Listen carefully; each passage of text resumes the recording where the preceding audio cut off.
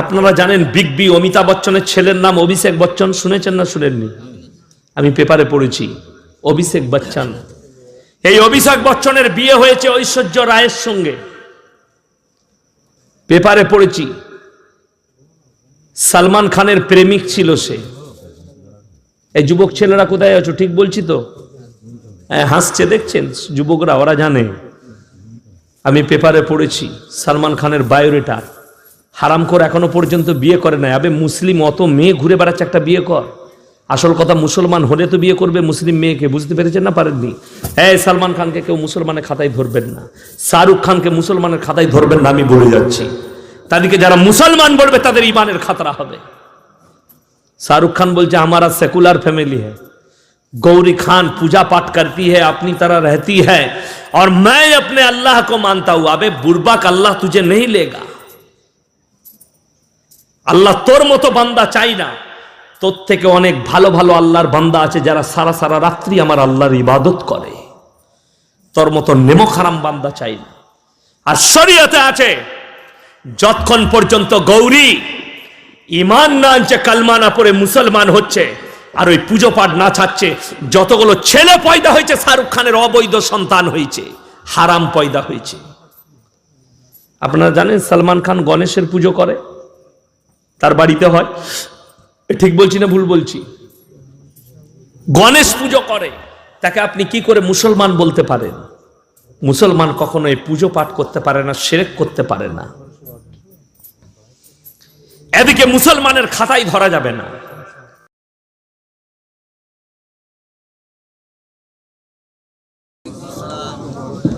আসসালামু আলাইকুম।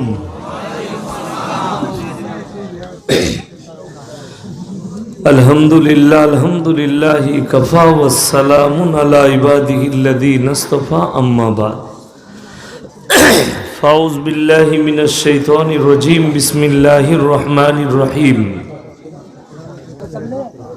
ইয়া আইয়ুহান নাসু তাকু রাব্বাকুম ওয়াখশাউ ইয়াওমান লা ইয়াজজি ওয়ালিদুন আন ওয়ালাদিহি ওয়ালা মাওলুদুন হুয়া জাযিন আন ওয়ালিদিহি শাইআ। ইন্না ওয়াদাল্লাহি হাক্কুন ফালা তাগুররান্নাকুমুল হায়াতুদ দুনিয়া ওয়ালা ইয়াগুররান্নাকুম বিল্লাহিল গারুর। ওয়া ইলা মাদিয়ান আখার। ফাউযু বিল্লাহি মিনাশ শাইতানির রাজীম, বিসমিল্লাহির রহমানির রহিম।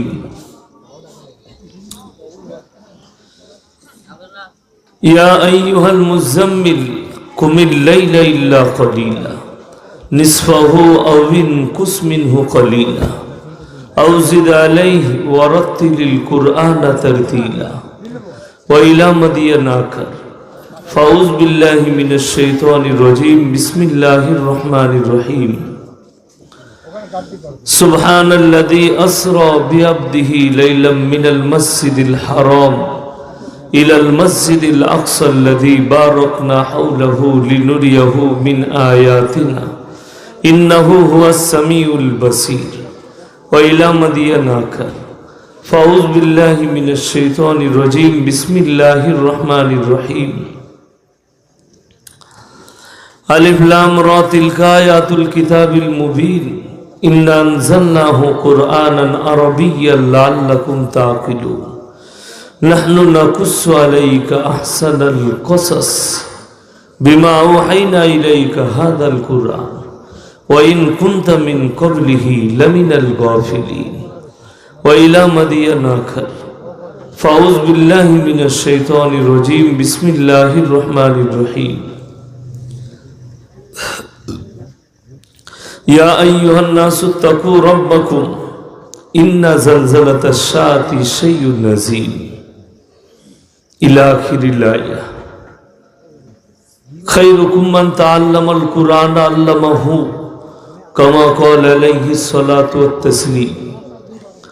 মাননীয় শ্রদ্ধেয় জ্ঞানী গুণী মানী সম্মানী আজকের এই জলসার মাননীয় সভাপতি মহাশয়, শ্রদ্ধের উলামা ইকরাম, হুফাজ ইকরাম, কুররায়ে জাম, এবং আমার জ্ঞানী গুণী মানী সম্মানী মাননীয় শ্রোতা মণ্ডলী, পর্দার অন্তরালে পর্দা নসিব মায়েরা এবং বোনেরা, আল্লাহর বড় ভালোবাসা, প্রেম, দয়া, কৃপা যে আজকের এরকম মজলিসে আমরা এসে বসতে পেরেছি। সবাই আল্লাহর শুকর আদায় করে হৃদয় থেকে বলি আলহামদুলিল্লাহ। তারপরে পরে বিশ্ব নবী আকায়ে নামদার আহমদী মুস্তফা মোহাম্মদী মুস্তফা সবাই বলুন সাল্লাল্লাহু আলাইহি ওয়াসাল্লাম। তিনার প্রতি শতকোটি দরুদ বর্ষিত হোক, বলুন আমিন সুম্মা। সবাই একবার দরুদ ইব্রাহিম পাঠ করি। আল্লাহুম্মা সাল্লি আলা মুহাম্মাদিন ওয়া আলা আলি মুহাম্মাদ কামা সাল্লাইতা আলা ইব্রাহিম ওয়া আলা আলি ইব্রাহিম ইন্নাকা হামিদুম মাজিদ। আল্লাহুম্মা বারিক আলা মুহাম্মাদিন ওয়া আলা আলি মুহাম্মাদ কামা বারাকতা আলা ইব্রাহিম ওয়া আলা আলি ইব্রাহিম ইন্নাকা হামিদুম মাজিদ।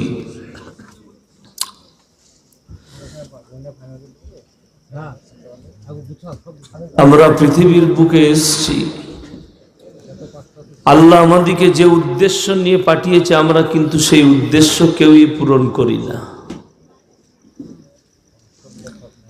জলসায় আপনারা টাকা দিচ্ছেন, প্রচুর দিয়েছে। এইরকম প্রত্যেক গ্রামে গ্রামে মাদ্রাসা হওয়া দরকার, শিশু মাদ্রাসা। শিক্ষা অনেক বেড়েছে, শিক্ষার কমি নেই। ঠিক বলছি না ভুল বলছি? আগে যা স্কুল ছিল আপনাদের মুর্শিদাবাদে তার থেকে বেড়েছে না কমেছে? বেড়েছে, সত্যি তাই। চারিদিকে আপনি ইংলিশ মিডিয়াম, আলামিন মিশন, শিশু মাদ্রাসা, একাডেমি প্রচুর বেড়েছে। কিন্তু সত্যি বলতে যেটা, শিক্ষা প্রচুর বেড়েছে কিন্তু আদর্শ শেষ হয়ে গেছে, আদর্শ নেই। আদর্শ একটা বড় জিনিস। পরিষ্কার পরিচ্ছন্নতা ইসলামে ইমানের একটা বড় অঙ্গ।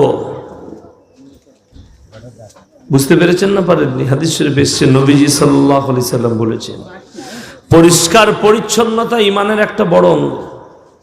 আপনি একটা জামা পরবেন, জামাটা ফাটা থাক, জামাটা সেলাই করা থাকবে, কিন্তু মাথায় রাখবেন সেই জামাটা যেন পরিষ্কার পরিচ্ছন্ন হয়, দেখতে যেন সুন্দর লাগে।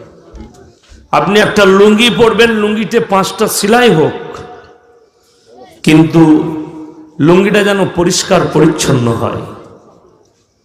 আজকে আমি আপনাদেরকে বলি, ইসলামের যতগুলো বুনিয়াদ রাখা হয়েছে, আল্লাহ রেখেছেন, সবগুলো কিন্তু বেঈমান কাফেররা মেনে চলছে, কিন্তু মুসলমান তাদেরগুলো নিয়ে নিয়েছে।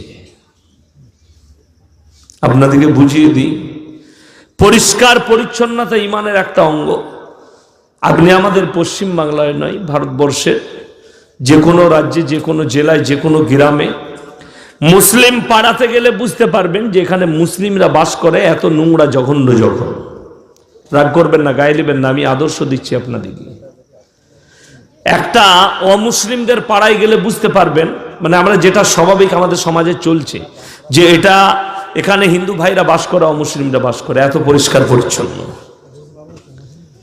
ওইটা কিন্তু আমাদের ছিল পরিষ্কার পরিচ্ছন্নতাটা, ওরা কিন্তু সেটা নিয়েছে আর ওদেরটা আমরা নিয়েছি। ঠিক বলছি না ভুল বলছি? বুঝতে পেরেছেন তো? শিক্ষা, প্রকৃত যে শিক্ষার বুনিয়াদ আমার আল্লাহ রেখেছে পৃথিবীর বুকে। নবী করিম সবাই বলুন সাল্লাল্লাহু আলাইহি ওয়াসাল্লাম পৃথিবীর বুকে এলেন।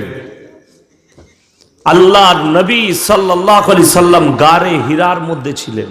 কোথায় বললাম? গারে হীরা। প্রথম কোরআন অবতীর্ণ কোথায় হয়েছে? গারে হীরাতে। কোথায়? গারে হীরায়। মনে রাখবেন, আমি যদি আবার কোনোদিন আসি জিজ্ঞেস করব, আপনারা এগুলো বেরেনে রাখবেন। কোনো অমুসলিম ভাই জিজ্ঞেস করলে আপনি কি বলবেন? আমি মেদিনীপুর জেলায় গিয়েছিলাম, একটা কলেজের, মেদিনীপুরে কলেজে আমাকে দাওয়াত দিয়েছিল মুসলমান ছেলেরা, কলেজে একটা অনুষ্ঠান করেছিল। সেখানে আমি 500 ছাত্র ছাত্রীদের মধ্যে জিজ্ঞেস করলাম যে মুসলমান স্টুডেন্টরা বলো যে প্রথম কোরআন কোথায় অবতীর্ণ হয়েছে। একটা স্টুডেন্ট উত্তর দিতে পারেনি। আমার দুঃখ লাগলো। সেখানে একটা ব্রাহ্মণদের ছেলে দাঁড়িয়ে বললে, স্যার আমি বলবো। আমি বললাম বলো। বলে, স্যার আমি ব্রাহ্মণ ঘরের ছেলে, গারে হীরাতে হয়েছিল। আমি লজ্জিত হলাম, আমি দুঃখ পেলাম যে আমাদের মুসলমান ঘরের ছেলেরা, যুবক যুবতীরা ইসলামিক কালচারে নেই, তাই এগুলো জানে না যে প্রথম কোরআন অবতীর্ণ গারে হীরার মধ্যে হয়েছিল এবং প্রথম কোরআনের আয়াত নবীজির কাছে এসেছিল। কে নিয়ে এসেছিলেন সবাই বলুন? হযরতে জিবরিল আমিন। আসার পরে নবীজিকে জড়িয়ে ধরলেন আর বললেন, বলুন ইকরা বিসমি রাব্বিকাল্লাযী খালাক। নবীজি চুপ ছিলেন। এখানে আওয়াজটা কম করবেন কিন্তু, আস্তে, এই যে আস্তে কথা বলুন। ইকরা বিসমি রাব্বিকাল্লাযী খালাক, হে নবী পড়ুন। আমার নবীজি চুপ ছিলেন প্রথমবার। দ্বিতীয়বার আবার টিপে ধরলেন, বললেন বলুন ইকরা বিসমি রাব্বিকাল্লাযী খালাক। তৃতীয়বার আমার আল্লাহ বললেন, হে আমার জিবরিল আমিন, আমি যতগুলো জ্ঞানের ভান্ডার দিয়েছি সব আমার নবীর মধ্যে ট্রান্সফার করে দাও। জোরে বলুন সুবহানাল্লাহ। মোবাইলে দেখেছেন, মোবাইলে ব্লুটুথে মাল ট্রান্সফার হয় না? হয় না। এখন নতুন একটা অ্যাপস এসছে এক্সজেন্টার। এই মোবাইলে যত কিছু আছে আর একটা মোবাইলে সেকেন্ডের মধ্যে পাঠানো যাবে। বৈজ্ঞানিকরা এটা আবিষ্কার করেছে কোথা থেকে জানেন তো? কোরআন থেকে করেছে। জোরে বলুন সুবহানাল্লাহ। নবীজি সাল্লাল্লাহু আলাইহি সাল্লামের হৃদয়ে যখন আল্লাহ ট্রান্সফার করতে পেরেছে, তো একটা মোবাইল থেকে আর একটা মোবাইলে কেন ট্রান্সফার করা যাবে না? আমার আল্লাহ জ্ঞানের ভান্ডার দিলেন নবীজির কাছে। আর তৃতীয়বারে নবীজি ঘেমে গেলেন, এত জোরে টিপে ধরেছেন জিবরিল আমিন। যখন ট্রান্সফার হলো জ্ঞান গরিমা, আর নবীজি বলে উঠলেন ইকরা বিসমি রাব্বিকাল্লাযী খালাক। জোরে বলুন সুবহানাল্লাহ। খালাকাল ইনসানা মিন আলাক। আমি মানুষকে রক্তের চাপ থেকে সৃষ্টি করেছি। ইকরা ওয়া রাব্বুকাল আকরাম আল্লাযী আল্লামা বিল কলাম। আমি হে নবী, কলমের সাহায্যে আমি তোমাদেরকে শিক্ষা দিয়েছি। আল্লামাল ইনসানা মা লাম ইয়ালাম। আমি কি শিক্ষা দিয়েছি?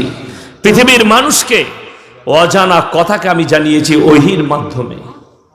আপনারা অনেকে জানেন, শুনেছেন, অনেক বক্তার মুখ থেকেও শুনেছেন যে নবীজি উম্মি ছিলেন, লেখাপড়া জানতেন না। শুনেছেন না? শুনেন। কিন্তু আল্লাহর কসম, গোটা পৃথিবীর যত বৈজ্ঞানিক আছেন, সেরা বৈজ্ঞানিক হচ্ছেন হযরত মুহাম্মদ মুস্তাফা সাল্লাল্লাহু আলাইহি সাল্লাম। নবীজির ওপরে পৃথিবীতে কোনো বৈজ্ঞানিক আসেনি, আর কিয়ামত পর্যন্ত আসবে না। জ্ঞানের ভান্ডার আল্লাহ দান করেছিলেন। আপনারা যদি প্রশ্ন করেন নবীজি কেন দুনিয়ার বুকে শিক্ষা গ্রহণ করেননি, আল্লাহ কিন্তু এর পেছনেও লজিক লুকিয়ে রেখেছেন। লজিক আছে। কিসের লজিক? আমার নবী বিশ্ব নবী। আমি আপনাদের সামনে বয়ান করছি তো, আমার যদি উস্তাদ এখানে থাকে, সে কি বলবে ইয়াসিন আমার কাছে পড়াশোনা করেছে, আমি আমার উস্তাদের কাছে ছোট না বড়? এই জোরে বলুন ছোট। আমি আমার উস্তাদের কাছে ছোট। যে আমাকে নুরানি কায়দা পড়িয়েছে আমি তার কাছেও ছোট। তারও জুতো সোজা করতে হবে আমাকে। আমাকে স্কুলে যে অটা পড়িয়েছে সেই স্যারেরও আমাকে জুতো সোজা করতে হবে। তিনি আমার গুরুজন, তিনি আমার বড়। আজকে জানেন এই যে আদর্শ উঠেছে, আদর্শ উঠার কারণ হচ্ছে বড়দিকে আমরা শ্রদ্ধা করতে পারি না। বাপকে ছেলে মানে না, বিটি বেটা মা বাপকে মানে না, বড়দিকে মানে না, পাড়ার বড়র কথা শুনে না, মুরব্বী দিকে মানে না। ওই জন্য সমাজের এই অবস্থা এসে দাঁড়িয়েছে। আর আপনার ভারতবর্ষের চিহ্ন দেখে, আপনারা চিত্র দেখে ভয় খাচ্ছেন? ভয় খাবেন না। এটা কিয়ামতের আলামতের মধ্যে একটা আলামত,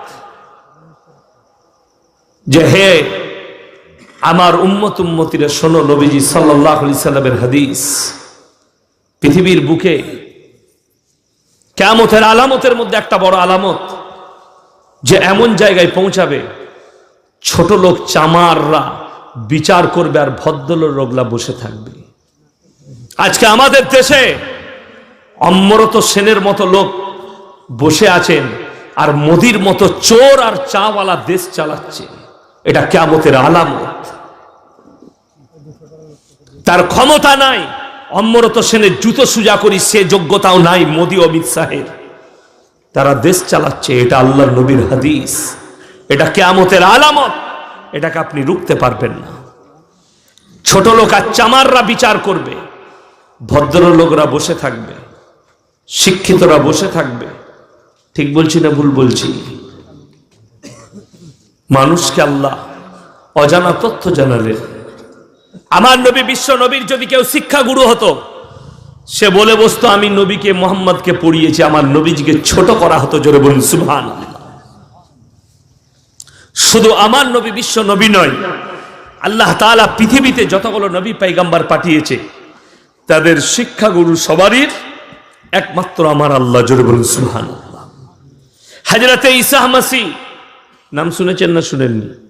ঈসা মাসিহ কোথায় আছে? কি করেছিল খ্রিস্টানরা? বলুন, আপনারা জানেন না? হ্যাঁ, ঈসা মাসিহকে ক্রুশবিদ্ধ করেছিল। হ্যাঁ, যীশু খ্রিস্টকে। ইসলামের খোঁজ খবর রাখবেন, কি বুঝলেন? আমাদেরকে লোকে বুকা মৌলবি বলে, বুঝলেন, দুঃখ লাগে। হযরতে ঈসা মাসিহকে আল্লাহ আসমানে তুলে নিয়েছেন। যাকে ক্রুশবিদ্ধ করেছিল সে কিন্তু ঈসা মাসিহ নয়। ঈসা মাসিহ মতো চেহারাটা আল্লাহ করে দিয়েছিলেন। কামরাই যখন ছুটে এসে ঘরের মধ্যে প্রবেশ করেছিল প্রথম মারার জন্যে, ঈসা মাসিহকে মারার জন্যে যে লোকটা খেদারে এসে ঢুকেছিল, আল্লাহ তার চেহারা ঈসা মাসিহর মতো করে দিলেন, আর আল্লাহ ঈসা মাসিহকে তুলে নিলেন আসমানে। জোরে বলুন সুবহানাল্লাহ। হযরতে ইমাম মেহদী জামানা থাকবে, আসরের নামাজে দামেস্কের মসজিদে হযরতে ঈসা মাসিহকে নামানো হবে, আসরের নামাজে নামবেন। এটা আমি কিয়ামতের আলামত বলছি, আবার নেমে আসবেন।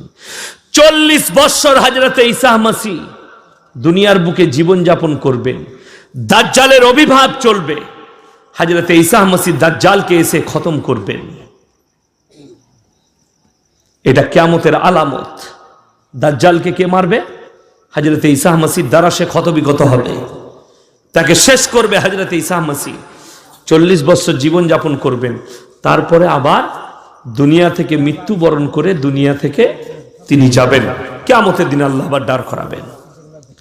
এই হযরতে ঈসা মাসিহ বাচ্চা ছেলে, মা বললে যে যা পড়তে যা, শিক্ষা কর নিয়ে শিক্ষকের কাছে পাঠালো। তো শিক্ষক গদিতে বসে আছেন, ওপরে বসে আছেন, শিক্ষা দিচ্ছেন। প্রথমেই তিনাকে পড়িয়েছেন বল আলিফ। বললে আলিফটা তো আমি পড়বো, কিন্তু আলিফের মানেটা কি? বলে আরে পাগল ছেলে, আগে আলিফটা পড়, পরে মানে জানবি। বললেন না, আগে মানে বলতে হবে, তারপর আমি পড়বো। আগে বা আমি বলবো না, আলিফের মানে আমাকে আগে বলতে হবে। শিক্ষক পাগল হয়ে গেল, আমি তো আলিফের মানে জানি না। কে জানে না? শিক্ষাগুরু। বললে তুই জানিস? বললে অবশ্যই। আপনি নিচে বসুন, আমাকে ওপরটা ছাড়ুন। হযরতে ঈসা মাসিহ ওপরে বসলেন। রিওয়ায়েতে আছে আলিফের মানে 1000-এর বেশি মানে বলেছিলেন। বলুন সুবহানাল্লাহ। তার মধ্যে আলিফের 1 নম্বর মানে বলেছিলেন পৃথিবীর প্রত্যেকটা মানুষের আগে পেছু আল্লাহ আছে। জানেন, আপনাদের যতগুলো নাম আছে, ওই নামটা যদি আরবিতে লেখা হয়, প্রথমে আলিফ লাগানো যাবে, পেছনে আলিফ লাগানো যাবে। আরবিতে লিখলে अलिफ हमेशा क्या होता है? खाली होता है। अलिफ हमेशा खाली होता है। जो आलिफ खाली नहीं वो हमजा है, এটা কিরাতের মাসলা। जो आलिफ खाली नहीं वो हमजा है, জবর এলি হামজা হয়ে গেল, জের এলি হামজা, পেশ এলি হামজা। কিন্তু যখন খালি তখন সে আল্লাহ, আলিফে সবাই বলুন কি আল্লাহ। মানুষের আগে আল্লাহ, পেছনে আল্লাহ, পৃথিবীর আগে আল্লাহ, পৃথিবীর শেষে আল্লাহ, সব জায়গায় আমার আল্লাহ আছেন। হযরত ঈসা মাসিহ পড়ার পরে সেই শিক্ষক বললে, এ কোনো সাধারণ ছেলে লয়, আল্লাহর পাঠানো কোনো দূত, তা না হলে এই অসম্ভব। মরিয়মের কাছে খবর এলো, মরিয়ম জানতেন যে আল্লাহ আমার গর্ভে যে সন্তানকে দিয়েছে ঈসা মাসিহকে, এ হচ্ছে আল্লাহর একজন পয়গম্বর। জোরে বলুন সুবহানাল্লাহ। মরিয়ম জানতেন তার শিক্ষাগুরু আর কেউ নয়, খুদ আমার আল্লাহ শিক্ষাগুরু। আর মানুষকে আল্লাহ নবী পয়গম্বরদের কাছে আল্লাহ তাআলা পাঠিয়েছেন। আল্লাহ নবী সাল্লাল্লাহু আলাইহি সাল্লামকে অনেক মানুষ, অনেক ভাই আলিমুল গায়ব বলেন, হাজির নাজির বলেন, নবীজিকে আল্লাহর আসনে অনেকজনা বসিয়ে দেন। বসাই না? বসাই না? অনেকজন আল্লাহর আসনে বসায় নবীজিকে। আমি কালকে হাওড়া ডিস্ট্রিক্ট উলুবেড়িয়ায় ছিলাম, তো বললে 24 পরগনা থেকে একজন গজল গায়ক এসছে, আমার আগে তিনি গজল গাইবেন। কালকে আমি 9টায় চেপেছিলাম, তো সে গজল গাইছে। তো সেই বহু জনার মুখে শুনলাম, কি বুঝলেন, গজল গাইছে, স্রষ্টাতে ছিলেন, সৃষ্টিতে এলেন মুহাম্মাদুর রাসূলুল্লাহ। আমি বললাম মাইকটা বন্ধ কর, গজলওয়ালাকে মানে বন্ধ কর মাইকটা। আমি বললাম এই গজলটা যে গেয়েছে তার তো ইমান চলেই গেছে, আর যারা শুনেছে তাদেরও ইমান যাবার খাতরা আছে। হাওড়ার একজন আছে, নাম করব না, সে ফাংশন করে, লোকে মনে করে জলসা করে। 25,000 টাকার বক্তা, 25,000 লাই, 4 ঘন্টা বলে, 3টে সহযোগী নিয়ে আসে, স্টেজ শো করে, মধ্যেখানে আবার ব্রেক নেয়। ফাংশন, জুতো ঝাঁটা মারার লোক নাই, জুতো ঝাঁটা মারার লোক নাই, একটা কোরআন হাদিস জানে না, চরিত্র আখলাক ঠিক নাই। মুর্শিদাবাদের মাটির ওপরে আমার দুঃখ কি জানেন, আলেম চিনে না, বিরাট দুঃখ। মৌলবি চিনে না, বিরাট দুঃখ।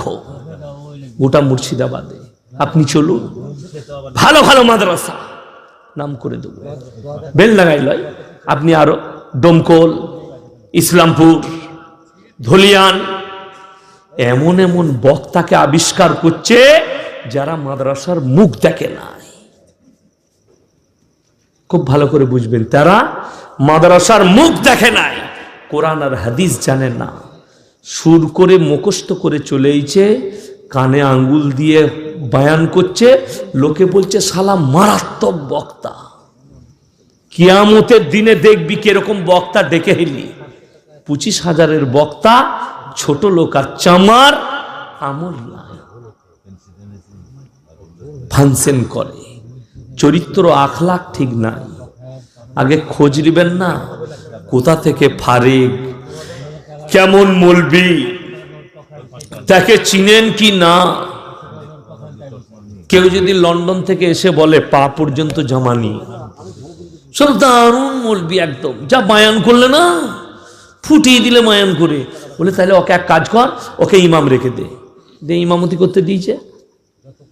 3 দিন পরে মাইক বিক্রি করতে পালিয়ে গেছে চুরি করে। কি বুঝলেন? আপনি বললেন শালা মৌলবিরা চোর, এ বাবা খুব ভালো করে বুঝবেন আমি যেটা বুঝাচ্ছি, কিন্তু সে মৌলবি লয়। আপনি বললেন মৌলবিরা চোর, পেরুতে পারবে না, মরণের পরে জাহান্নামে যেতে হবে।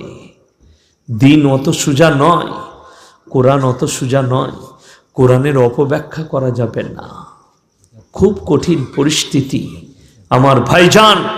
ওই জন্য নিয়ত করুন আমরা আজ থেকে মৌলবি চিনব, বলুন ইনশাআল্লাহ। বসাতে গেলে আমি তখন পুরসা মাদ্রাসার তালবিলিম আর স্কুলে পড়ি, হাওড়া ডিস্ট্রিক্ট থেকে 10টা লোক চলে এলো কুরবানির ছুটি মাদ্রাসায়।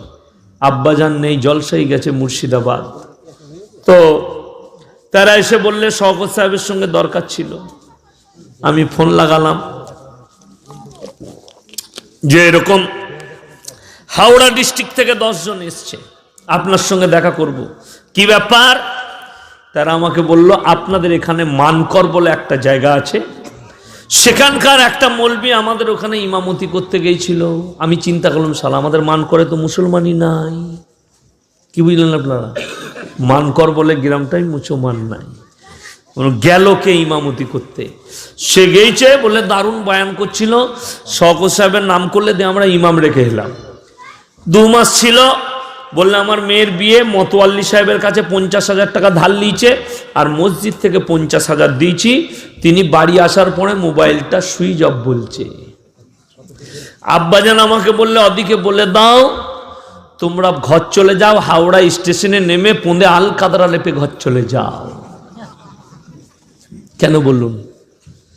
তুমি আজকে জিজ্ঞেস করছো, যেদিনে রেখেছো সেদিনে একবার ফোনটা করলে না যে হুজুর আপনার নাম করছে, অমুক জায়গায় বাড়ি, এই ব্যক্তি, তাকে রাখবো কি রাখবো না? আপনারা জানেন না আল্লাহ নবীর যারা লাশ চুরি করতে গিয়েছিল 3 জন ইহুদি, পা পর্যন্ত জামা আর 500 দানা তসবিহ, মসজিদে নববীর কোণে তারা ইতিকাফ নিয়েছিল। মসজিদে নববীর কোণে 3 জন ইতিকাফ নিয়েছে, পা পর্যন্ত জামা, 500 দানা তসবিহ। সারাদিন তারা কোরআন পড়ে, নামাজ পড়ে, তসবিহ করে, রাতের বেলায় মাটি কুড়ে শহরের বাইরে ফেলে দিয়ে আসে। কেউ বুঝতে পারে না। আস্তে আস্তে রাস্তা করছে তারা, ওপরে আপনার কার্পেট বিছিয়ে দিয়েছে, ঢাকা দিয়েছে, দিয়ে 3 জন কোণে দাঁড়িয়ে গিয়েছে, কিন্তু ভেতরে ভেতরে রাস্তা করছে প্রত্যেক দিন। আল্লাহ নবী বাদশাকে স্বপ্ন দেখালেন, ওরে বাদশাহ আমার লাশ চুরি হতে চলেছে, তুমি রক্ষা করো। বাদশাহ উঠে বসে গেলেন। আমি কি স্বপ্ন দেখলাম? নবীজি কি বললেন? আবার ঘুমিয়ে গেলেন, আবার একই স্বপ্ন। তৃতীয়বারে নবীজি যে স্বপ্ন দেখালেন, সেই 3 জনের চেহারাটা বাদশার সামনে তুলে ধরলেন। এই 3 জন আমার লাশ চুরি করতে চলেছে, তুমি হেফাজত করো। বাদশা পেরেশান।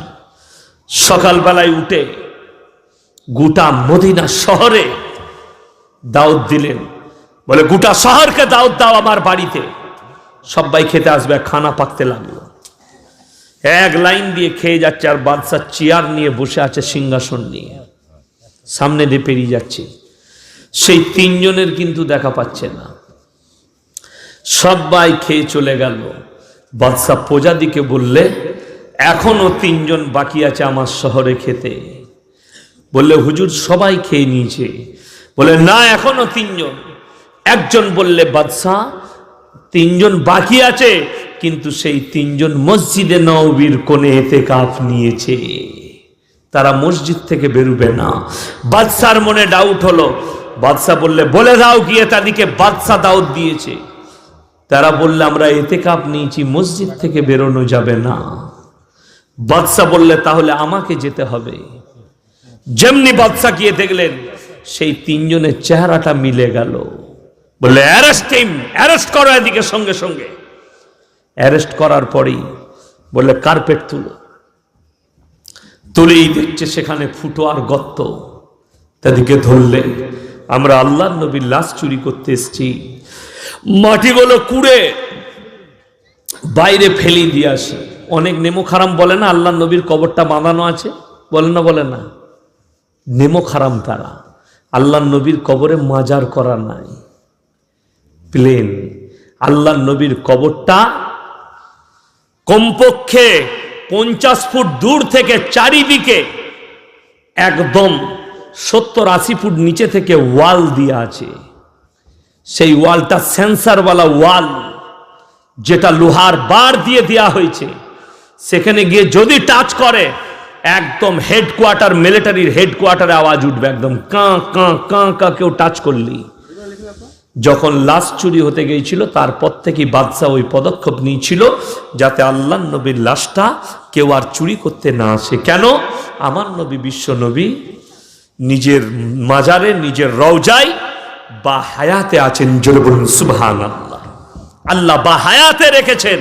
কেউ যদি বলে নবীজি মাটির সাথে মিশে গেছে, নবীজি চলে গেছে, মাটির সাথে মাটি খেয়ে নিয়েছে, তার ঈমান চলে যাবে, তাকে কালমা পড়ে মুসলমান হতে হবে।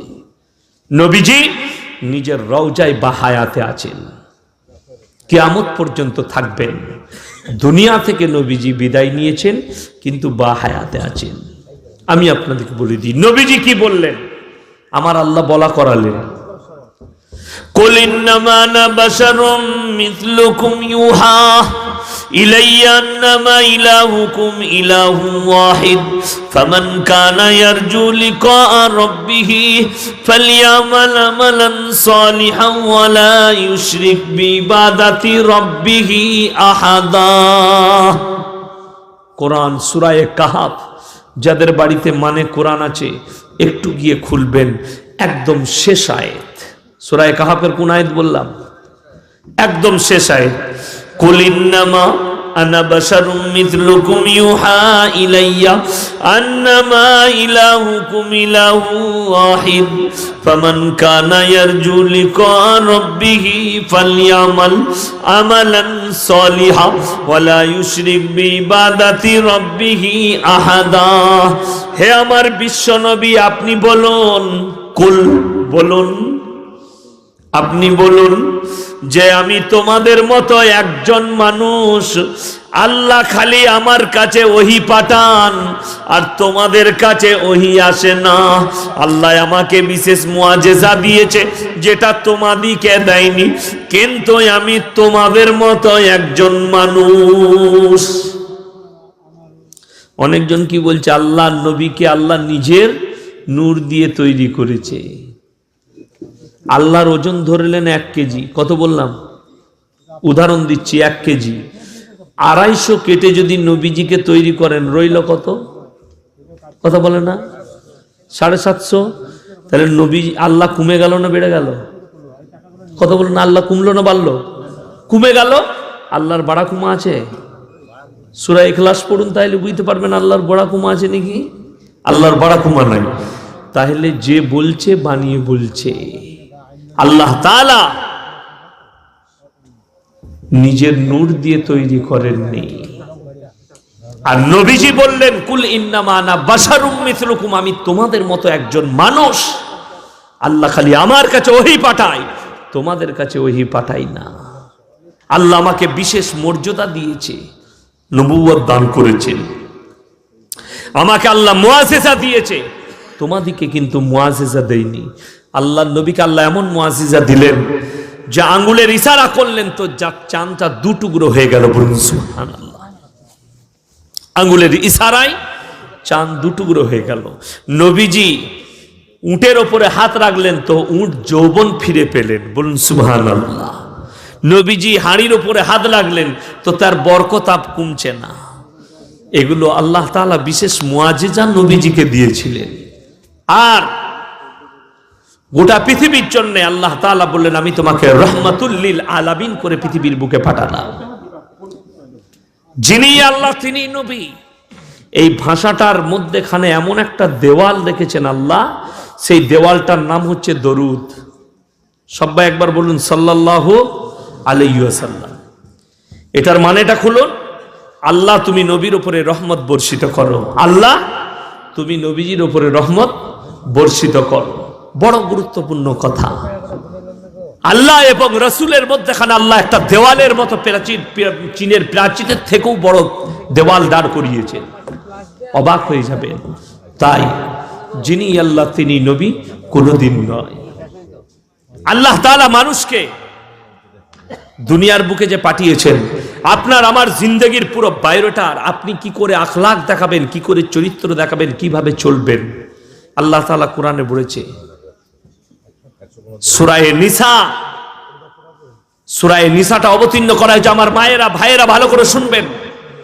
এই যে সূরা নিসা অবতীর্ণ করা হয়েছে, এই সূরা নিসার মধ্যে আপনার গোটা জিন্দেগির বায়োডাটার আল্লাহ ভরে দিয়েছেন। জানেন কেন্দ্রীয় সরকার আপনাদের উপরে হস্তক্ষেপ করেছে, 3 তালাক বিল এনেছে।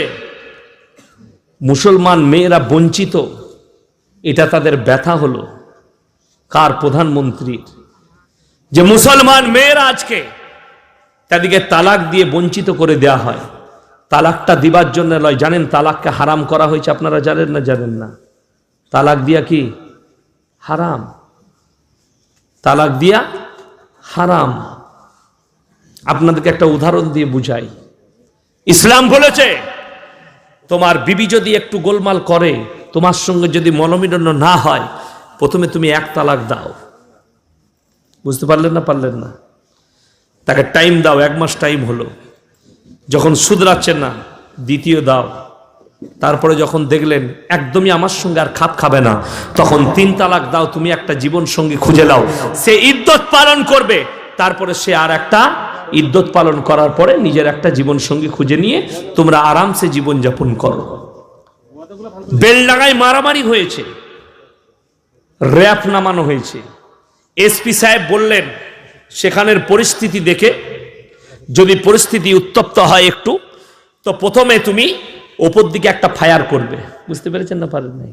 ওপর দিকে একটা ফায়ার করবে, তারপরও যদি সামাল না হয় তখন তুমি এক কাজ করবে, আর একটা ফাঁকাতে ফায়ার করে দিবে। তারপরও যদি না হয় তখন তুমি 3য় নম্বর ফায়ারটা আর 8 ঘন্টা পরে করবে। বুঝতে পেরেছেন না? পারেন নাই? কিন্তু এসে দেখলে সামাল নাই, একসাথে ফটফট ফটফট করে 3টে ফায়ার করে দিলে, এই 3টে ফায়ার কটা ধরা যাবে? কটা গণ্য হবে বলুন? একটা গণ্য হবে? তুমি কানে কালা? কটা গুলি বেরিয়েছে? একটা না 3টে? 3টে বেরিয়েছে, একবারে বেরুলো 3টেই গণ্য হবে। 3টে গুলি বেরিয়ে গেছে, সে একবারে, তাকে এসপি বলেছিল একটা করে গুলি করবে, একসঙ্গে 3টে গুলি করতে বলেনি, তাকে বলেছিল প্রথমে তুমি একটা সিঙ্গেল গুলি ছুড়বে হাওয়ায়, যদি সামাল পরিস্থিতিতে না আসে 2য় গুলি ছুড়বে, তারপরে 3য় নম্বরে তুমি 3য় গুলিটা ছুড়বে। সে কিন্তু এসে একসাথে 3টে মাল বার করে দিয়েছে, তার মানে 3টে গুলি একসাথে বার করে দিলে। তাকে কিন্তু অর্ডার দেওয়া হয়েছিল তুমি প্রথমে সিঙ্গেল একটা গুলি দিবে, তাহলে 3টে গুলি সে খরচ করে দিল। তার মানে এরপরে মানুষের ওপরে গুলি চালাতে হবে, পায়ে গুলি মারতে হবে। সে কিন্তু সাবধান বাণী কেউ কি দেয়নি। ইসলাম বলেছে প্রথমে তুমি সাবধান বাণী করার জন্য 1 তালাক দাও। আপনি একবারে সালা ঝেড়ে 3 মেরে দিলেন, তো 3টাকে 1 কি করে ধরা যাবে? 3 তালাক বলেছেন, ওটা 3 ধরা যাবে না 1 ধরা যাবে? 3 ধরা যাবে। বড় দুঃখের বিষয় যে আজকে কেন্দ্রীয় সরকার বলছে বিবিকে তালাক দিয়ে এরা স্ত্রীকে বঞ্চিত করে দিচ্ছে। যে সমস্ত শিক্ষিত মুসলমান ভাইরা বলছেন যে ইসলামে এই তালাক প্রথা তুলে দেওয়া দরকার, আপনার জানা নেই যে এই তালাক থাকার কারণে ভারতবর্ষের যতগুলো কোর্ট আছে, সুপ্রিম কোর্ট থেকে নিয়ে জেলা কোর্ট থেকে নিয়ে জেলা আদালত থেকে নিয়ে যত কোর্ট আছে, সব জায়গায় খোঁজ লাগান, সেখানে জানেন ডিভোর্স কেস যদি 50,000 থাকে, তা সেখানে 1% 100টাও মুসলমানদের নাই, 100টাও মুসলমানদের নাই। গোটা ভারতবর্ষে 100টা কেসের মধ্যে কি বুঝলেন 5% ডিভোর্স কেস মুসলমানদের আছে। জোরে বলবেন না সুবহানাল্লাহ? 5%। আর যেগুলো আছে সেগুলো মুসলমানের খাতায় কিন্তু মুসলমান নয়, সরকারের খাতায় মুসলমান। বুঝতে পেরেছেন না পারেননি? ভারতবর্ষে যেদিকে অনেকজনকে মুসলমান মনে করছেন, তারা কিন্তু মুসলমানের খাতায় নাই, তারা সরকারের খাতায় মুসলমান। নাজমা হিফতুল্লাহ, মুক্তার আব্বাস নাকভি, সেদিন আমি ফেসবুকে দেখলাম আর একজনকে, অনেকদিন পরে হারাম করে চেহারাটা দেখতে পেলাম। শিয়াদের একজন ইমাম, ভারতবর্ষের সব থেকে বড় শিয়াদের ইমাম, লখনৌর কালবে জওয়াদ। কালবে জওয়াদ হচ্ছে সব থেকে বড় ইমাম। সে কি বলেছে জানেন? হারামখোরের বাচ্চা, যে মুসলমানদের উচিত সিএ, এনপিআর আর এনআরসির সমর্থন করা। এক নম্বরই তারা মুসলমানের খাতাই নাই। আমাদের উলামায়ে দেওবন্দের ফতোয়ায় শিয়ারা কোনোদিন মুসলমান নয়। তাদের এক নম্বর আকীদাটা বলে দিই, যদি বলেন আপনি কি করে বলতে পারেন তারা মুসলমান নয়, তার দলিল আর প্রমাণ আছে। শিয়াদের এক নম্বর আকীদাটা আপনাদেরকে বলে দিয়ে যায়, মাথায় রাখবেন, যারা শিয়া হবে তাদেরকে বলবেন। তাদের এক নম্বর আকীদা, আল্লাহ তাআলা জিবরিল আমিনকে যখন নবুয়তটা পাঠিয়েছিল, ভুল করে আল্লাহর নবীকে দিয়েছিল, ওটা হযরত আলীর কাছে পাঠিয়েছিল। জোরে বলুন নাউজুবিল্লাহ। এটা তাদের এক নম্বর আকীদা। দ্বিতীয় নম্বর, তাদের মধ্যে যে ইমাম হয়, তারা যাকে ইমাম করে শুনলে আপনার গায়ের লোম ঠাড়ো হয়ে যাবে। কি বললাম? গায়ের লোম ঠাড়ো হবে। বলবো? বলে দেবো না ঢেকে রেখে দেবো? বলুন, বলবো। আপনারা কিন্তু রাখবেন, অমুসলিম ভাইদের কাছে প্রকাশ করবেন না, এটা বড়। তারা কেন অমুসলিম ভাইরা মুসলমানের খাতায় ধরে। শিয়াদের যে ইমাম হয়, মুহররমের 40-এর যে রাত্রি হয়, দেখেন 40-এর রাত্রি পালন করে না অনেকজন? মুহররমে করে, আপনাদের হাজারদুয়ারিতে হয়, দেখবেন শিয়ারা আছে, 40-এ পালন করে।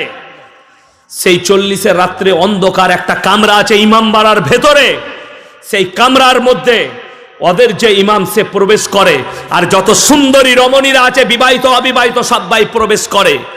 সেই অন্ধকার ঘরের মধ্যে আটা ছিটানো থাকে, আর সেই অন্ধকার ঘরে ইমাম হাত মারে, যে মেয়েটা তার হাতে আসবে সে তার সঙ্গে ব্যভিচার করবে, এরকম 3 দিন করে।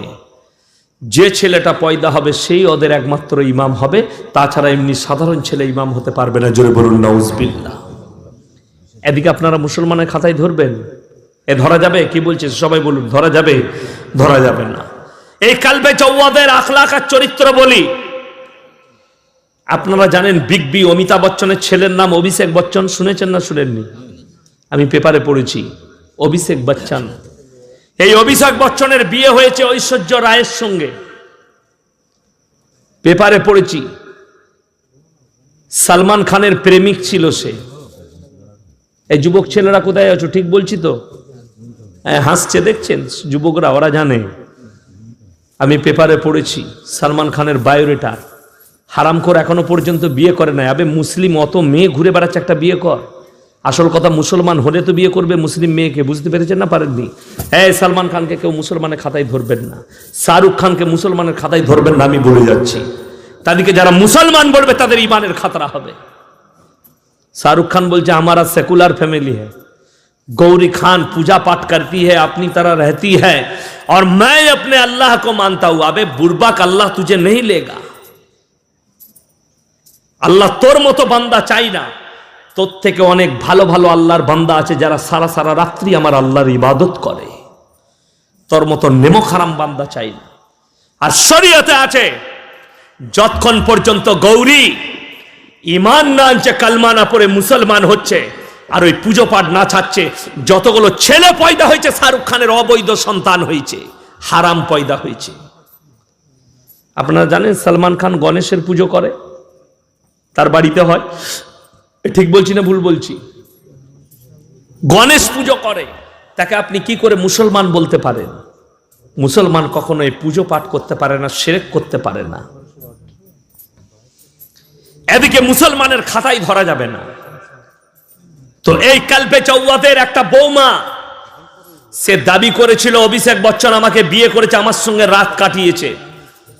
গোটা ভারতবর্ষ তোলপাড় হয়েছিল। সেই মেয়েটা ছিল কালবে চৌওয়াদের বৌমা, ফিল্মে সাইড নায়িকার কাজ করে, বেশ্যা ডান্স করে।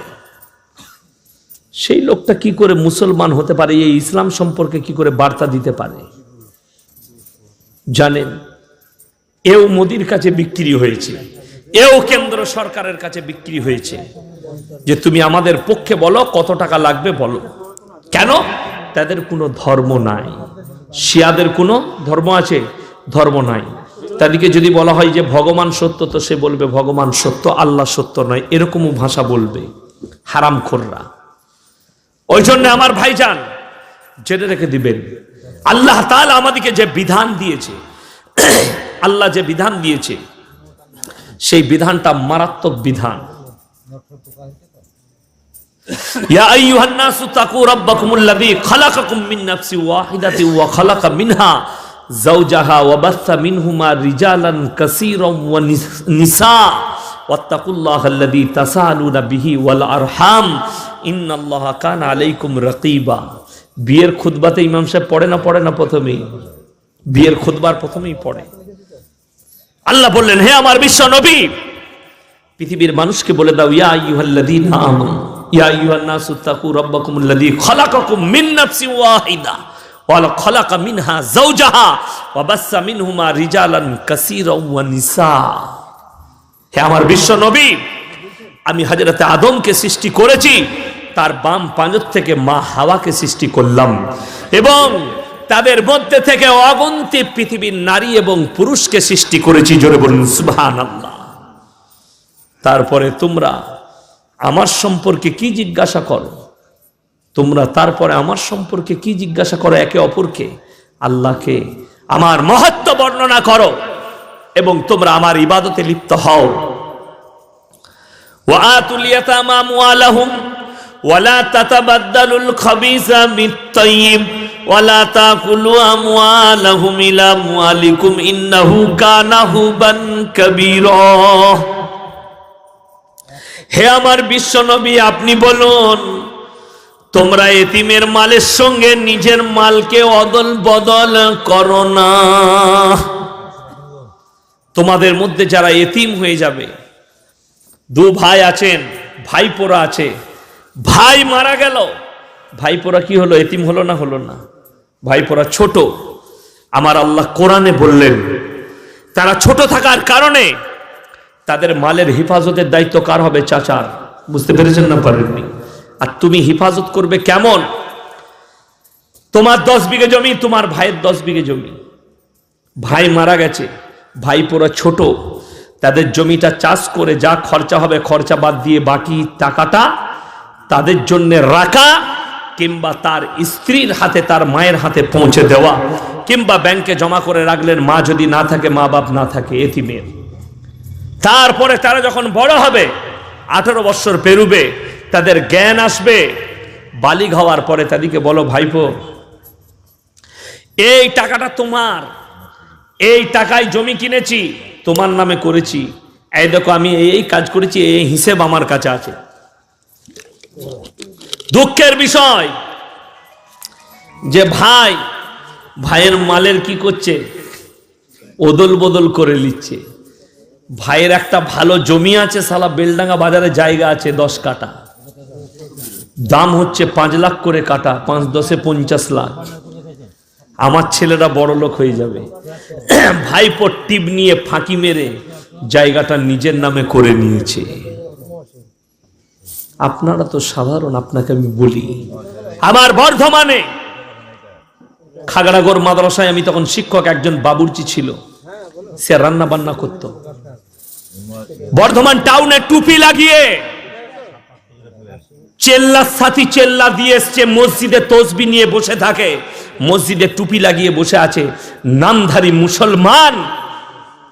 সে তার ভাইপোকে বঞ্চিত করে দিয়ে লোকের কাছে তসবি তিলাওয়াত করে দিনদার সেজেছে। সেই ছেলেটা দুঃখ করে বলছে, জানেন আমি আজকে বাবুর্চি করার লায়েক? ওই যে জায়গাটায় ব্যবসা করছে, ও আমার চাচা।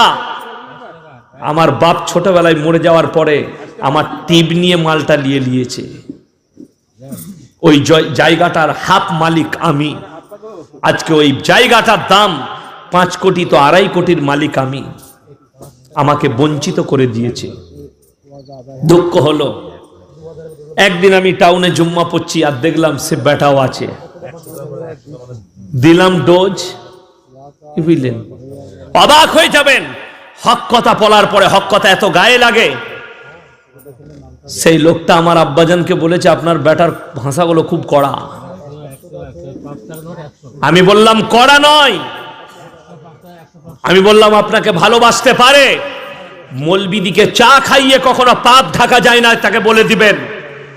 আপনাকে চা খাওয়াতে পারে, আপনাকে বাড়িতে মৌলবি শওকতকে খানা খাওয়াতে পারে, আরো 10টা মৌলবিকে ডেকে খানা খাওয়াবে, 10টা পীরকে ডেকে খানা খাওয়াবে, কিন্তু আল্লাহর কসম করে তাকে বলে দেবেন যে তুই মরে যাওয়ার পরে কবরে রেহাই পাবি না, আল্লাহ তোকে ছাড়বে না, তুই এতিমের মালকে খেয়েছিস। আল্লাহ কোরআনে বলেছেন ওয়াতুল ইয়াতামা আমওয়ালাহুম ওয়ালা তাতাবাদদালুল খাবিসা বিত-তাইয়্যিব ওয়ালা তাকুলু আমওয়ালাহুম ইলা আমওয়ালিকুম ইন্নাহু কানা হুবান কাবীরা। তোমরা এতিমের মালের সঙ্গে নিজের মালের পরিবর্তন করে লাও না, তা না হলে আল্লাহর কাছে কঠিন আযাবে মুবতালা হতে হবে। আমার আল্লাহর পাকড়াও কঠিন পাকড়াও হবে কিয়ামতের দিনে। আপনারা মনে করেন ব্যবসা করছি, ব্যবসায় মানুষকে ধোঁকা দিলাম, ব্যবসায় মানুষকে মিথ্যা কথা বললাম, আল্লাহর কসম করে বলছি ওইরকম ব্যবসায় থুপ ফেলে দেন, ভিক্ষা করে খান, ব্যবসা তুলে দেন। সত্য কথা বল, আমি ভাই এই মালটা 500 টাকা এনেছি, আমি কিন্তু 1000 টাকার কমে বেচবো না। সে জানলো যে ও ডবল দাম নিচ্ছে। আপনি কি হলেন? ক্লিয়ার হয়ে গেলেন, তুই লিবিলে না লিবি না লে, কিন্তু আমার দাম এটা।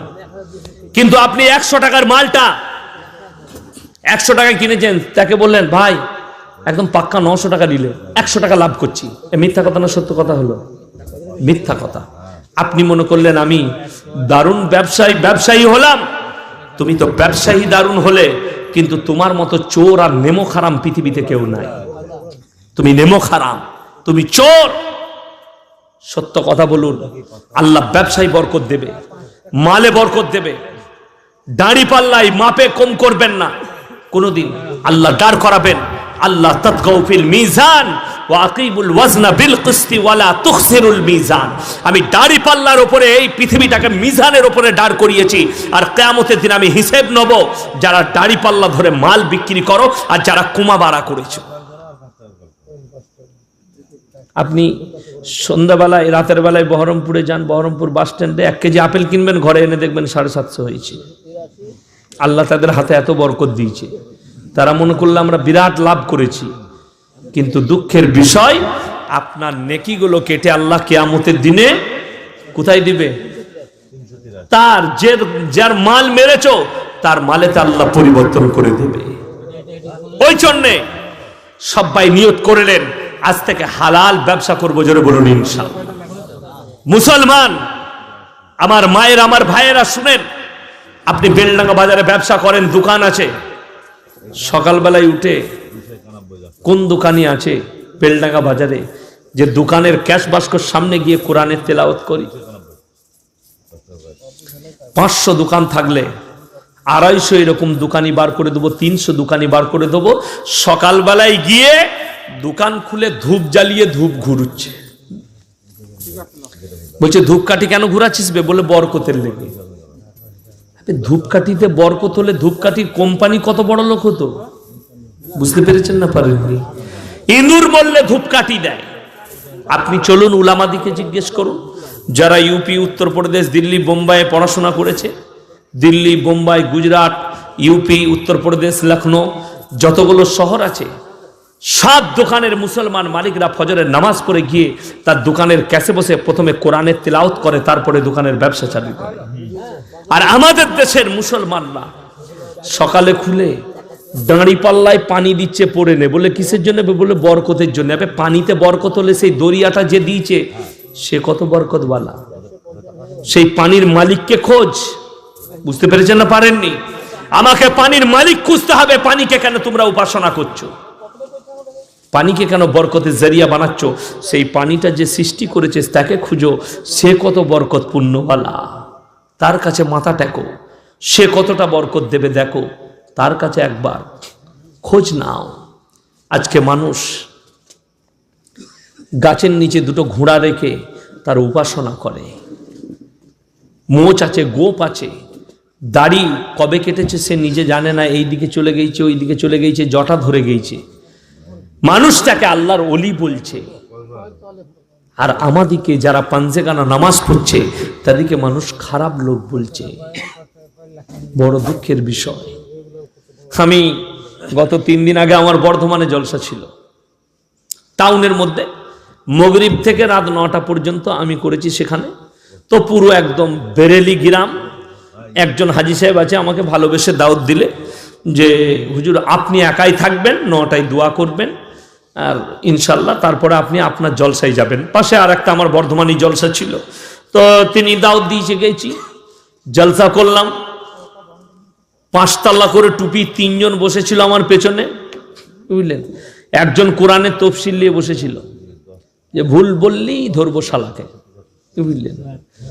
লাস্টে বললে যে হুজুর কিয়ামটা, আমি বললাম যা পারবি করগা পুরা, আমার বয়ান শেষ, আমি বাড়ি যাচ্ছি, আমি চললাম।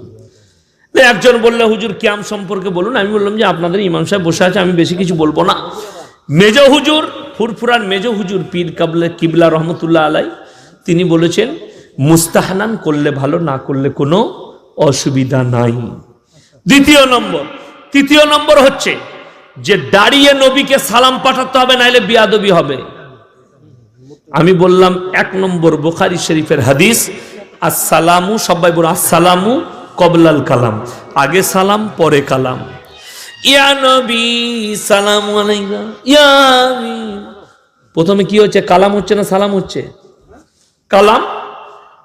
এ নবী, কেউ যদি বাপকে ঢুকে বলে এ বাপ সালাম আলাইকুম, জুতো করে মারবে না? মারবে না। প্রথমে বলতে হবে আসসালামু আলাইকুম আব্বা, ভালো আছো? ঠিক বলছি না ভুল বলছি? এটা হচ্ছে হাদিসের তরিকা। আর আপনি বলছেন এ আব্বা সালাম আলাইকুম, আবে পাগল বলবে, হাদিসের খিলাফ, বিয়াদবি, তুমি বিয়াদবি করেছো। ইয়া নবী, এ নবী, প্রথমেই তুমি প্রথম লফজে বিয়াদবি করেছো। দ্বিতীয় নম্বর বলছে দাঁড়িয়ে না সালাম পাঠালে বিয়াদবি হবে। আমি বললাম আত্তাহিয়াতু পড়ুন, আত্তাহিয়াতু লিল্লাহি ওয়াস সালাওয়াতু ওয়াত তাইয়্যিবাতু, আসসালামু, সবাই বলুন আসসালামু আলাইকা আইয়ুহান নবী। ওইখানে বসে সালাম পাঠানো যাচ্ছে, নামাজের মধ্যে বিয়াদবি নয়, আমার আল্লাহ বললেন। আর এখানে দাঁড়িয়ে না পড়লে বিয়াদবি হবে? জুতো ঝাঁটা মারার লোক আছে এদিকে। আমি বলে চলে গেছি।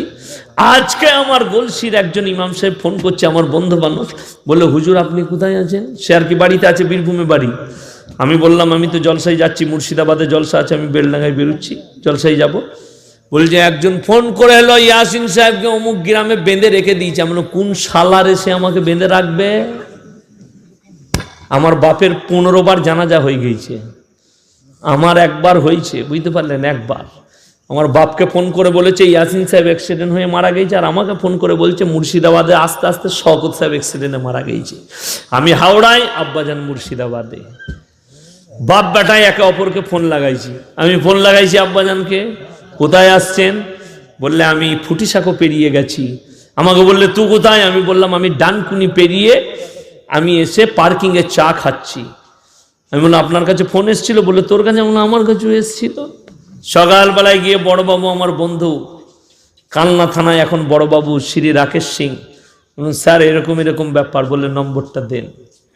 সে নম্বর জোগাড় হলো, তার কাছে যে ফোনটা ছিল তার কাছে লিঙ্ক করে করে করে করে শেষ মালের কাছে পৌঁছালাম। সে বলছে উঁচু টুপি, পীর মাল, বুঝলেন। সে তখন কাঁপছে, বুঝলেন। পোঁদে 2 ডান্ডা দিয়াতে বলছে হুজুর হুজুর হুজুর হুজুর হুজুর, পুলিশে মেরেছে পোঁদে 2 ডান্ডা। আমি মারবেন না, ছেড়ে দেন। আমি বললাম তোমরা একটা কাজ করছো, আমাদের বাপ বেটার হায়াত বাড়াচ্ছ। আমার বাপের 15 বার জানাজা হয়েছে, আমার একবার হয়েছে, দেখো আরো কতবার করা যায়। খুব দুঃখের বিষয়, এরা মানুষকে দিন থেকে বঞ্চিত করছে। মানুষের কাছে হাদিসের জায়গায় জাল হাদিসগুলো, যেগুলো ইসরায়েলি হাদিস, যার কোনো অস্তিত্ব নাই, সেগুলো ভরে দিচ্ছে। যেমন আপনাদের মুর্শিদাবাদের কথাই বলি, জানি না আপনাদের এখানে আছে নাকি। এই চৈত্র মাসে দেখবেন অনেক ছেলেরা, অনেক লোকরা পাথর চাবড়ি যায়। আপনাদের যায়? অনেকে যায়, অনেকজন আবার পায়ে হেঁটে যায়, আন্ডার প্যান্ট পরে যাচ্ছে। জিজ্ঞেস করুন, বলবে হজের নেকি পাবো। বাস্তব বলছি। কে বলেছে? বলে পীর সাহেব বলেছে হজের নেকি পাবো। অবাক হয়ে যাবেন। আমি আপনাদেরকে তথ্য দিয়ে যাই, পশ্চিম বাংলায় যদি 500 মাজার থাকে, 495টা মাজারে মাল নাই, ফাঁকা 5টাই মাল আছে হয়তো। এটা বাস্তব বললাম। হাজি আলী নাম শুনেছেন? হাজি আলী কোথায় আছে? বোম্বেতে। কোনখানে আছে? সমুদ্রের ওপরে, সমুদ্রের উপরে। তা আমি কি বলছি, সেই বাবার আর মরণের জায়গা পায় নাই, শালা ওইখানে মরতে এলো পানিতে। আপনারা কি বলছেন? লোকরা মাটিতে কোথায় জায়গা নিবে? কবরস্থানে, অমুক জায়গায়। আমি খালি অবাক হয়, আমাদের যত অলি আছে আপনি দেখলেন দেখিনি, একটা খুঁজে বার করুন যে কোথায় মরেছে, রেল স্টেশনের ধারে কিংবা রোডের ধারে। আর আমি খালি চিনি যতগুলো মাজার হয় রেলের ধারে না হলে রোডের ধারে, যেন মাল ছুললি এসে পড়ে। আর ড্রাইভাররা না, লরির আর বাসের ড্রাইভাররা এত ভয় খায়, যদি শালা অ্যাক্সিডেন্ট হয়ে মরে যায়, বাবা শালা বাঁচাবে, ঝাড়াম 10 টাকা ছুড়ে দিলে টাকার গাদা। আমি একদিন সাঁইথিয়া ইটা যাচ্ছিলাম আপনার মাল্লারপুরের ওপর দিয়ে, হাই রোডের গায়ে দেখছি একটা শালা হঠাৎ মাজার হয়ে গেছে, তার কাছে চাদর টাঙানো আছে, চাদরের ভেতরে কি লেখা আছে জানেন? চাদরের ওপরে পয়সা দেন জান্নাতে যান। আমি সে কি বে, চাদরে জান্নাত? কি বলছেন, বুঝতে পেরেছেন না? পারেন নাই?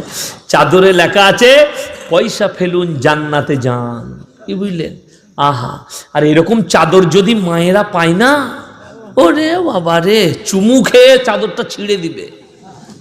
এত চুমু খাবে, অত স্বামীকে চুমু খাই না, অবাক হয়ে যাবেন। মায়েদের চুমু খাওয়া, বাবা রে, বুঝলেন? যেমন কেঁদে ফুটিয়ে দিবে। এখুনি আব্দুল কাদের জিলানির ঘটনা ধরুন, খালি গিয়ে দেখবেন মায়েদের চোখের পানি। কি বুঝলেন? নামাজের কথা বলুন, দুধ তুললো, নামাজের কথা শুনে কি হবে? আপনাকে বাস্তব বলছি, খুব দুঃখের বিষয়। নামাজ পড়ো, রোজা রাখো, ভালো হও, আল্লাহর কাছে কাঁদো। আল্লাহর কসম করে বলছি, পৃথিবীটা শয়তানের আড্ডাখানা, পৃথিবীটা শয়তানের আড্ডাখানা। নামাজি হও, মুসল্লি হও, মায়েরা পর্দা পুশিদায় এসো, নামাজ পড়ো, আল্লাহর কাছে কাঁদো। আল্লাহর কসম করে বলছি, পেরুবার রাস্তা খুঁজে পাবে না। তা না হলে 100টা ওইরকম মৌলবি ধরা পড়বে, 100টা পীর ধরা পড়বে। কতগুলো কানা পীর আছে, কতগুলো ভালো পীর আছে, সব ধরো। সব থেকে ভালো পীরকে কথা বলে না? সব থেকে ভালো পীরকে? মার বাপ। ও বাবা, বুঝতে পেরেছেন না পারেননি? সব থেকে বড় পীর, ভালো পীর মা এবং বাপ। মাকে ভাত দেয় না, বলছে আমি পাথর চাবড়িতে খাসি দিয়ে এলাম, কবরে যা পাচাটা ফাটাবে ফেরেশতারা। বুঝতে পেরেছেন না পারেন নাই? চাচা খেতে পায় না, চাচাকে দান করবে না, কিন্তু বলছে আমি পাথর চাবড়িতে গরু দিয়ে এলাম, ছাগল দিয়ে এলাম, মুরগি দিয়ে এলাম, কবরে যা বুঝতে পারবি। আল্লাহ তাআলা হেফাজত করুক। আমার মায়ের দিকে, ভাই দিকে হেফাজত করুক। আজ থেকে নিয়ত করুন, কেউ শিরকের জায়গায় যাব না, জোরে বলুন ইনশাআল্লাহ। আর কেউ কি যেতে দেবো না। আপনার আত্মীয় স্বজন প্রতিবেশীকে বাধা দেন, যে বড় বিপদের জায়গা ওইগুলো, জাহান্নামের জায়গা, জাহান্নামের আড্ডাখানা। আমি আগে বলেছি, আজকে আবার আপনাদেরকে মায়ের দিকে স্মরণ করিয়ে দিয়ে যায়। বাপ মরে গেলে, স্বামী মরে গেলে স্ত্রী কবরস্থানে যেতে পায় না আমাদের শরীয়তে। বাপ মরে গেলে বিটি কবরস্থানে যেতে পায় না। আমার মায়েরা, আমি মারা গেছি ইয়াসিন, আমার কবরে কেমন করে যেতে পাবে? বুঝতে পেরেছেন না পারেননি? আমার অধিকার বেশি আপনার স্ত্রীর কাছে না আপনার অধিকার বেশি? আপনার। আপনি মারা গেছেন, যেতে পাবে না। শরীয়ত বলছে ইয়াসিন মারা গেছে, আমার কবরে কেমন করে যাবে? আমার মায়েরা বিবেককে জিজ্ঞেস করুন। আর নিয়ত করেলেন, আজ থেকে রওজা থানে দরগায় এলতালা বেলতালা ছাঁচতলায় যাব না। মক্কা থেকে মদিনা, যেখানে আমার নবীজি সাল্লাল্লাহু আলাইহি সাল্লাম, মক্কার মাটিতে যেখানে তিনি শুয়ে আছেন, আপনি অবাক হবেন। নবীজি সাল্লাল্লাহু আলাইহি সাল্লামের বায়োডাটা, তিনার চোখের পানি, তিনি কেঁদেছেন সাহাবীদের কাছে। সাহাবীরা নিজেদের জান মালের কুরবানি দিয়েছে, সাহাবীর বিবিরা তারা কুরবানি দিয়েছে খালি দিনের জন্য। আমার নবী, বিশ্ব নবী, সবাই বলুন সাল্লাল্লাহু আলাইহি ওয়াসাল্লাম, পৃথিবীর বুকে এলেন। আসার পরে গোটা পৃথিবীর মানুষের জন্য রহমতুল্লিল আলামিন। আর সব থেকে বড় জিনিস, আমার ভাই, একটা মানুষও পৃথিবীর জন্য থাকতে আসবে না। আল্লাহর নবী, সবাই বলুন সাল্লাল্লাহু আলাইহি সাল্লাম, আপনাদিকে নবীজি শেষ প্রান্তরে নিয়ে যায়। নবীজি হুজরাখানায় শুয়ে আছেন, অসুস্থ অবস্থায় আপনার আমার চোখ দিয়ে পানি আসবে। আল্লাহর নবী শুয়ে আছেন অসুস্থ অবস্থায়, জিবরিল আমিন দরজায় এলেন। আসসালামু আলাইকুম ইয়া রাসূলুল্লাহ, আসসালামু আলাইকুম ইয়া হাবিবাল্লাহ, আমি কি আপনার কাছে আসতে পারি ভেতরে? নবীজি অর্ডার দিলেন, পেরিয়ে এসো। কি হয়েছে বলো? আল্লাহর নবীকে বললেন, ইয়া রাসূলুল্লাহ ইয়া হাবিবাল্লাহ, আল্লাহ আমাকে আপনার কাছে পাঠিয়েছেন, আপনার দুনিয়াতে সময় শেষ হয়ে আসছে। আমার নবী বিশ্ব নবীর চোখেতে পানি এসছে, শরীরটা ঘেমে গেছে। মা আয়েশা রিওয়ায়েতে আছে, শরীরের ঘামগুলো মুছে দিলেন আর বললেন, ইয়া রাসূলুল্লাহ, মৃত্যুর কথা শুনে আপনার চোখে পানি? নবীজি বললেন, আয়েশা, আমি মৃত্যুর ভয়ে কাঁদিনি, আমি খালি কাঁদছি আমার উম্মত উম্মতির কি হবে। আমি কাঁদছি আমার উম্মত উম্মতির কি হবে। নবীজি সাল্লাল্লাহু আলাইহি সাল্লাম শরীরের ঘামটা নিচুড়লেন, একটা কটোরায় 1 কটোরা ঘাম হলো। নবীজি বললেন, আয়েশা, আমি দুনিয়া ছেড়ার কথা শুনে আমি ঘেমে গেলাম, চোখ দিয়ে পানি এলো। তারপরে আজরাইল এসে বলছেন, আসসালামু আলাইকুম ইয়া রাসূলুল্লাহ, আসসালামু আলাইকুম ইয়া হাবিবাল্লাহ, আমি কি ভেতরে আসতে পারি? নবীজি অর্ডার দিলেন, বললেন, আজরাইল কি খবর বলো? ইয়া রাসূলুল্লাহ ইয়া হাবিবাল্লাহ, আল্লাহ আমাকে পাঠিয়েছেন, আপনি যখন বলবেন আল্লাহ তখন আপনার জান কবজ করতে বলেছেন।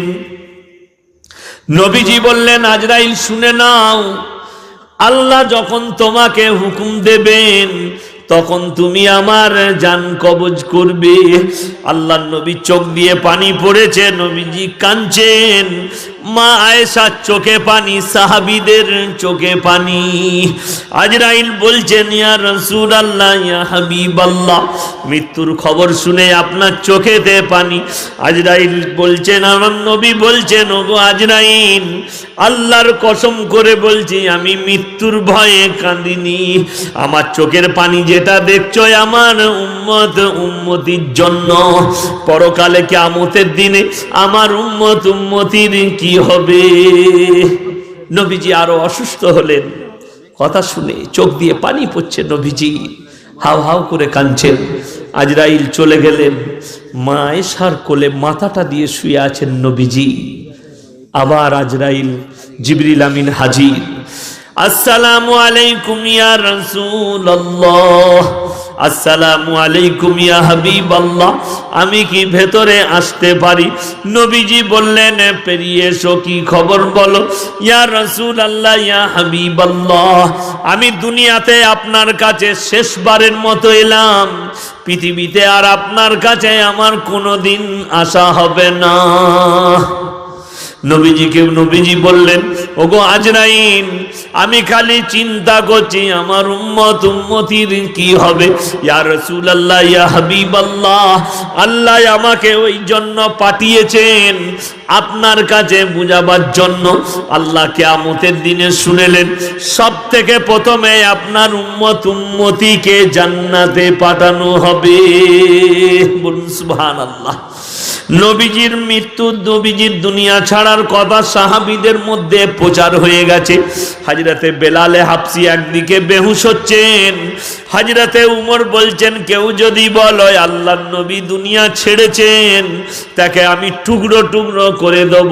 হযরতে আবু বকর বলছেন, ইয়া রাসূলুল্লাহ, বরদাস্ত করতে পারছি না যে আপনি দুনিয়া থেকে বিদায় নিবেন। কেউ বেহুশ হয়ে যাচ্ছে, কোন সাহাবী কাঁদছেন।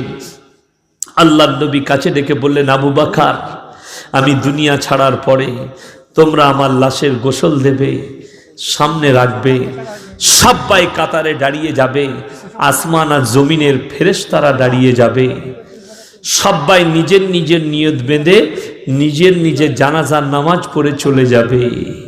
আল্লাহর নবী সাল্লাল্লাহু আলাইহি সাল্লামের জানাজার নামাজের ইমামতি পৃথিবীর কেউ করেননি। জোরে বলুন সুবহানাল্লাহ। যদি বলেন নবীজি জানাজার নামাজের ইমামতি কেউ করেননি কেন, আল্লাহ এটার পেছনেও বায়োডেটার রেখেছেন, একটা বড় লজিক রেখেছেন। কোন সাহাবী যদি জানাজার নামাজ পড়াতেন, সে বলতো আমি নবীজি জানাজা পড়িয়েছি, আমার নবীজিকে ছোট করা হতো, তাই আমি পৃথিবীর কেউকে আমার নবীজিকে কারোর কাছে ছোট করতে দিইনি। জোরে বলুন সুবহানাল্লাহ। ওই জন্য নবীজির জানাজার নামাজ পৃথিবীতে কেউ পড়ায়নি, সবাই নিজের নিজের জানাজার নামাজ পড়ে চলে গেছে। আমার নবী বিশ্ব নবী দুনিয়া ছাড়ার পরে শুনে নিন, 3 দিন পরে হাজরাতে বেলালে হাবসি বলছেন আমি আর মদিনাতে থাকতে পারবো না, আমার বরদাশত হচ্ছে না, আমি ছেড়ে চলে যাচ্ছি। তিনি মদিনা ছেড়ে চলে গেলেন। হাজরাতে সাইয়েদেনা বেলালে হাবসি 3 বছর পরে আমার নবী বিশ্ব নবী হযরতে মুহাম্মদ মুস্তাফা, সবাই বলুন সাল্লাল্লাহু আলাইহি ওয়াসাল্লাম, আল্লাহর নবী স্বপ্নে বললেন, ওরে বেলাল, তোমার সঙ্গে আমার এতটা মহব্বত, একবারও তোমাকে আমার কথা কি মনে পড়ে না? বেলাল হাবসি বললেন, ইয়া রাসূলুল্লাহ, ইয়া হাবিবাল্লাহ, আপনার কথা মনে পড়লে আমি বেহুশ হয়ে যাই। স্বপনে উঠলেন, উঠার পরে একদম ঘোড়া ছুট করিয়ে ফজরের ওয়াক্তের সময় একদম মদিনা মুনওয়ারায় নবীজির রওজাতে হাজির। সমস্ত সাহাবীরা দেখেছেন, হে বেলালে হাবসি, আজকে তোমাকে আজান দিতে হবে। বেলালে হাবসি বললেন, আমাকে অনুরোধ করো না, যেদিনে নবীজি দুনিয়া ছেড়েছেন আমি আজান দিতে গেছি, পুরো আজানে আমি 11 বার বেহুশ হয়েছি, আজকে আমাকে অনুরোধ করো না। বেলালে হাবসিকে হযরতে হোসেন বললেন, তুমি যদি আজান না দাও তাই আমার মনটা ভেঙে যাবে, আর আমার মন ভাঙলে আমার নানাজির মন ভাঙবে, আর আমার নানাজির মন ভাঙলে আল্লাহ নারাজ হবে। সাইয়েদেনা বেলালে হাবসি বললেন, আমি আজান দেব, আমি আজকে আজান দেব ফজরের।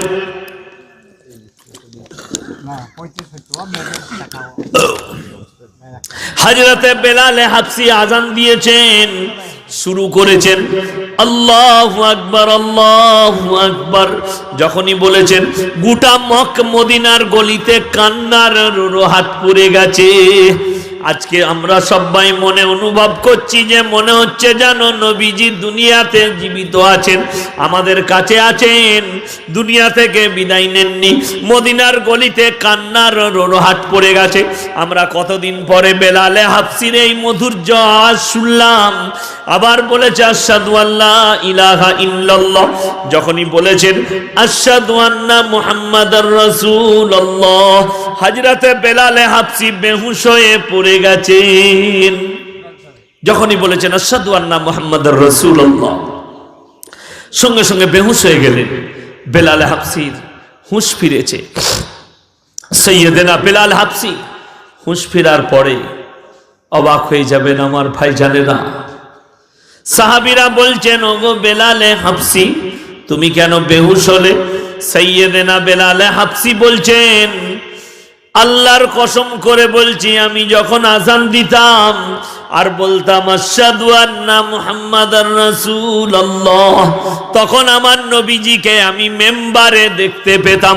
আজকে যখন বলেছি আশহাদু আন্না মুহাম্মাদার রাসূলুল্লাহ, তখন আমি আমার নবীজিকে দেখতে পাইনি, নবীজির রওজা দেখতে পেয়েছি, তাই আমি বরদাশত করতে পারিনি। হাউ হাউ করে কেঁদেছেন বেলাল হাবসি।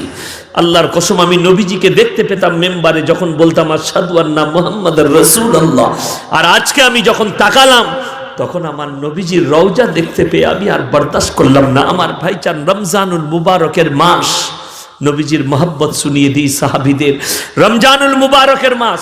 সাইয়েদেনা বেলাল হাবসি বিবির সঙ্গে বিবির দাস্তারখানে সেহরি খেয়েছেন। সেহরি খাওয়ার পরে দিন যত গড়াচ্ছে, দিন যত কাছে যাচ্ছে, পেঁচিয়ে যাচ্ছে, আসরের ওয়াক্ত হলো, তখন মৃত্যুর কোলে ঢলে পড়েছেন। বিবি পাশে কাঁদছেন।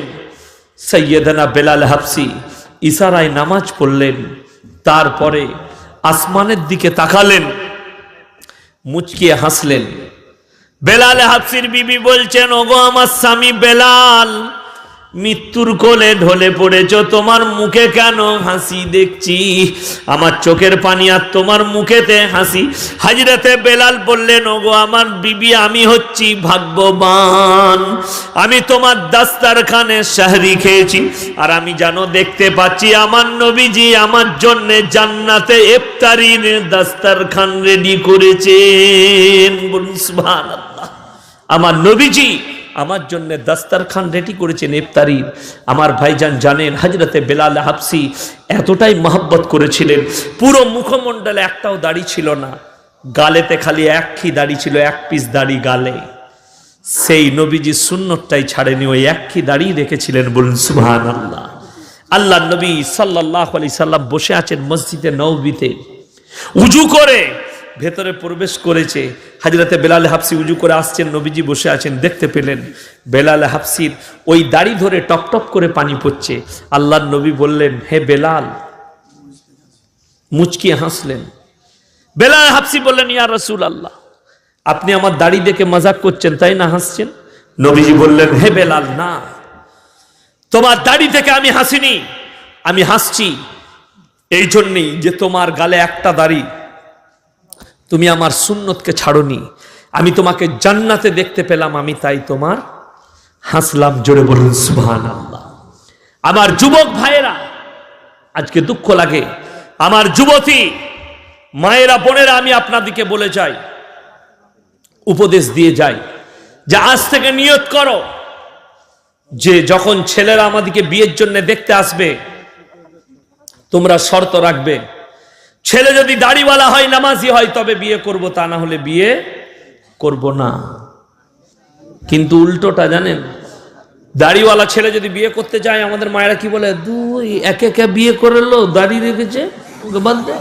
ঠিক বলছি না ভুল বলছি? দুঃখের বিষয়। আমার মায়েরা শুনেলেন, কোরআন শোনাচ্ছি, ইন্নাস সালাতা তানহা আনিল ফাহশাই ওয়াল মুনকার। আমার আল্লাহ বলেছেন, নিশ্চয় নামাজ এমন একটি ইবাদত, প্রত্যেকটা মানুষকে খারাপ কাজ থেকে বিরত রাখে। জোরে বলুন সুবহানাল্লাহ।